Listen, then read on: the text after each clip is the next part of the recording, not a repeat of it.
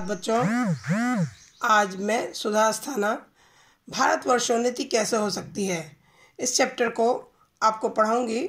ये गद्य गरिमा में से लिया गया है। इस पैराग्राफ में आप देखिए कि पैराग्राफ में के नीचे क्वेश्चंस लिखे होते हैं, ऐसे ही आपके पेपर में आते हैं। इसको आप अच्छी प्रकार से समझिएगा। इस अभागे आलसी देश में जो कुछ हो जाए वही बहुत है। हमारे हिंदुस्तानी लोग तो रेल की गाड़ी हैं। यद्यपि फर्स्ट क्लास, सेकंड क्लास आदि गाड़ी बहुत अच्छी और अधिक महसूल की इस ट्रेन में लगी है, पर बिना इंजन सब नहीं चल सकती। वैसे ही हिंदुस्तानी लोगों को कोई चलाने वाला हो तो ये क्या नहीं कर सकते। अब इसमें इसके लेखक कौन है बच्चों?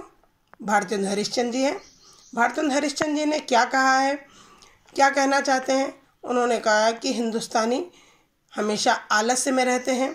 जैसे रेल की गाड़ी के डिब्बे बिना इंजन के आगे नहीं चल सकते हैं, एक जगह स्थिर रहते हैं, उसी तरह हिंदुस्तानी लोग भी बिना नेतृत्व के आगे नेतृत्व करने वाला कोई नेता उनके आगे उन्हें बताने वाला हो, तभी हिंदुस्तानी आगे को बढ़ते हैं, तभी वह कोई कार्य कर पाते हैं।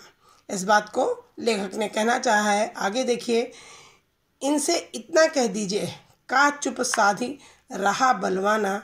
फिर देखिए हनुमान जी को अपना बल कैसे याद आता है, सो बल कौन याद दिलावे। अब लेखक का कहना है, जैसे हनुमान जी को जामवंत जी ने उनका बल याद दिलाया था, तो कह रहे हैं कि उसी प्रकार भारतवासियों को हमेशा उनके बल की याद दिला सकता है।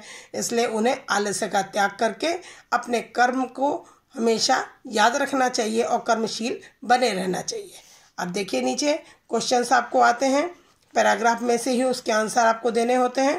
पहला क्वेश्चन देखिए, प्रस्तुत गद्यांश किस पाठ से लिया गया है तथा इसके लेखक का नाम लिखिए। क्या लिखेंगे आप? गद्यांश के लेसन का नाम, कि प्रस्तुत गद्यांश भारतवर्षोन्नति कैसे हो सकती है पाठ से लिया गया है तथा इसके लेखक भारतेंदु हरिश्चंद्र जी हैं। दूसरा क्वेश्चन है, प्रस्तुत गद्यांश में लेखक ने किसकी चर्चा की है, स्पष्ट कीजिए। आंसर, प्रस्तुत गद्यांश के माध्यम से लेखक ने भारतवासियों के आलस्य की चर्चा की है। भारतवासी हमेशा आलस्य में रहते हैं, तो भारत का दुर्भाग्य है कि भारतवासियों में विविध प्रकार की योग्यता रखने वाले लोग हैं, किंतु वे सही नेतृत्व के अभाव में अपनी उन्नति नहीं कर सके हैं। अब लेखक क्या कहना चाह रहा है कि भारतवासियों में योग्यता भी होती है, सोचने समझने की शक्ति भी होती है, सामर्थ्य भी होती है, परंतु बिना नेतृत्व के अभाव में, यानी नेता बन के आगे कोई उन्हें बताने वाला हो, तभी वह आगे चल पाते हैं। इस प्रकार उनकी उन्नति संभव नहीं हो पाती है। क्वेश्चन नंबर 3 देखिए, भारतीयों को किसकी संज्ञा दी गई है तथा क्यों। भारतीयों को किसकी संज्ञा दी गई है? रेल के डिब्बों की। देखिएगा, भारतीयों को उनके आलसी स्वभाव के कारण रेलगाड़ी के डिब्बों की संज्ञा दी गई है, क्योंकि जिस प्रकार रेलगाड़ी में अच्छे एवं मूल्यवान डिब्बे लगे रहने के पश्चात भी वे इंजन के अभाव में एक ही स्थान पर खड़े रहते हैं, उसी प्रकार भारतीय भी विद्वान एवं शक्तिशाली होने के पश्चात भी उचित नेतृत्व के अभाव में निष्क्रिय बने रहते हैं। जैसे बिना इंजन के डिब्बे गतिशील नहीं होते, एक स्थान पर खड़े रहते हैं, उसी प्रकार भारतीय भी सामर्थ्य होते हुए भी, शक्तिशाली होने के बावजूद भी बिना नेतृत्व के अभाव में कोई नेता उन्हें जब तक बताने वाला नहीं होता, वो आगे नहीं बढ़ पाते हैं। आगे है, रेखांकित अंश की व्याख्या कीजिए। आपको पैराग्राफ में कोई 2 लाइनें 3 लाइनें रेखांकित होंगी, उनकी व्याख्या करनी होती है।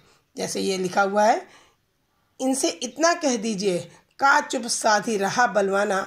फिर देखिए हनुमान जी को अपना बल कैसे याद आता है। इसकी ही आपको व्याख्या करनी है कि आज इस बात की अत्यधिक आवश्यकता है कि कोई उन्हें उनके बल एवं पौरुष से परिचित कराए। कोई उन्हें उनकी क्षमता एवं योग्यता का स्मरण कराए, याद दिलाए कि तुम्हारे अंदर ये शक्ति है, तुम ये कर सकते हो, तभी भारतवासी आगे बढ़ पाते हैं। और उनसे कहें कि कर्तव्य मार्ग पर आगे क्यों नहीं बढ़ते, चुपचाप मौन साधे क्यों खड़े हो। उन्हें सही नेतृत्व देने वाला, उनकी क्षमता एवं योग्यता से परिचित कराने वाला, उनके पौरुष का स्मरण कराने वाला यदि कोई मिल जाएगा तो वे उसी प्रकार जागृत हो जाएंगे जिस प्रकार जामवंत द्वारा याद दिलाने पर हनुमान जी को अपने बल एवं शक्ति का स्मरण हो गया था। बच्चों, भी आप रामायण सीरियल देख रहे थे, देखा था आपने कि हनुमान जी समुद्र तट पर खड़े थे और कुछ भी करने में समर्थ नहीं हो रहे थे। उसी समय जब जामवंत ने हनुमान जी को उनके बल की याद दिलाया तो हनुमान जी को अपनी शक्ति जागृत हो गई उनकी, और वो समझ गए कि मेरे अंदर इतनी शक्ति है कि मैं उड़कर लंका नगरी पहुंच सकता हूं। उसी तरह हिंदुस्तानियों को भी उनके पौरुष की, उनकी क्षमता की याद दिलाने वाला कोई हमेशा होना चाहिए। अगला क्वेश्चन, महसूल का अर्थ स्पष्ट कीजिए। महसूल का अर्थ होता है बच्चों शुल्क या किराया। इसी प्रकार अगला एक पैराग्राफ और हम समझेंगे। देखिए पैराग्राफ देखिएगा, उसके नीचे क्वेश्चंस आते हैं, आपको उनका आंसर इसी पैराग्राफ के अंदर ही आपको मिलेंगे। हाय अफसोस, तुम ऐसे हो गए कि अपने निज काम की वस्तु भी नहीं बना सकते। भारतवासियों को लेखक धिक्कारते हुए कहता है कि आज तुम ऐसे हो गए हो कि अपने घर में प्रयोग आने वाली वस्तुओं को भी स्वयं नहीं बना सकते। विदेशियों पर तुम हमेशा उसके लिए आश्रित रहते हो। भाइयों, अब तो नींद से चौंको, यानी अब तुम नींद का त्याग करो, आलस्य का त्याग करो, अपने देश की सब प्रकार से उन्नति करो। जिसमें तुम्हारी भलाई हो वैसी ही किताब पढ़ो, वैसे ही खेल खेलो, वैसी ही बातचीत करो, कुछ भी करो अपने देश की जिसमें उन्नति हो, ऐसा ही कार्य तुम्हें करना चाहिए। परदेसी वस्तु और परदेसी भाषा का भरोसा मत रखो, अपने देश में अपनी भाषा में उन्नति करो। अब देखिए इसके नीचे क्वेश्चन आंसर।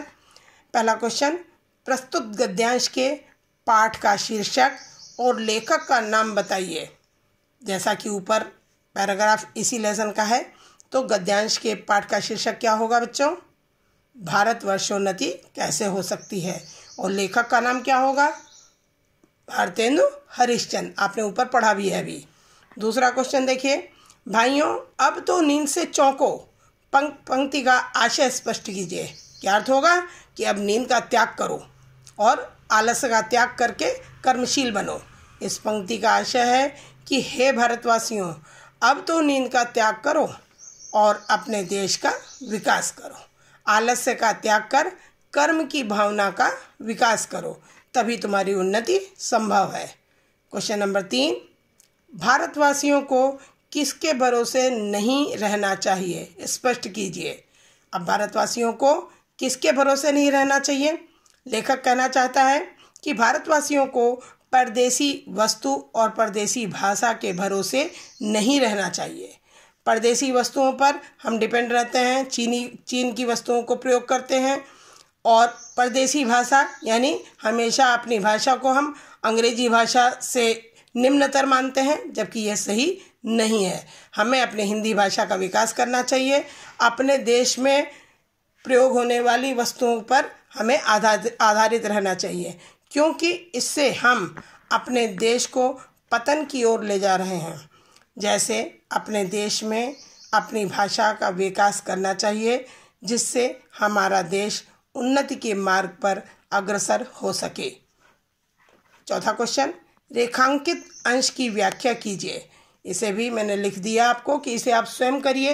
रेखांकित कहाँ है? यह है कि परदेसी वस्तु और परदेसी भाषा का भरोसा मत रखो, अपने देश में अपनी भाषा में उन्नति करो। इसे मैं समझा देती हूँ, आप इसको लिखेंगे कि जो परदेसी वस्तु विदेशी वस्तुएं हैं, विदेश में बनने वाली वस्तुएं हैं, और जो परदेसी भाषा है, अंग्रेजी भाषा है, अरबी भाषा है, फारसी भाषा है, इन सब का भरोसा मत करिए और अपने देश में उत्पन्न होने वाली वस्तुओं पर भरोसा करिए और अपनी मातृभाषा हिंदी पर भरोसा करिए और अपनी भाषा की उन्नति करिए, जिससे देश की अभी विकास हो सके।